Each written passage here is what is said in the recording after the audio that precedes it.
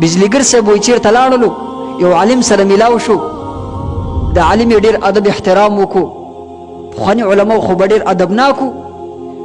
وایي هغه مشر عالم ورته وایي چې بجلیګر صاحب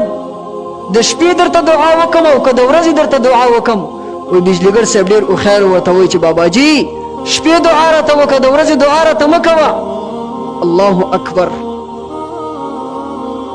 د شپې د انسان د الله رب العالمین سره یو خپل رازي یو خپله جړی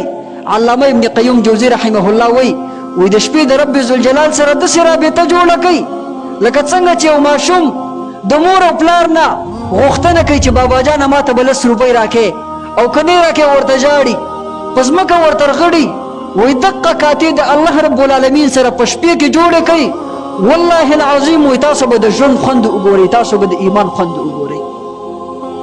وایي هغه باباجي وروسته خلکو ته ویل چې ملا بجلیګر ډېر هوښیار دی ډېر هوښیار دی وایي ما ته وایي چې ما ته د شپې دعا وکړئ نو د شپې دعاګانو ته ډېره توجه وکړئ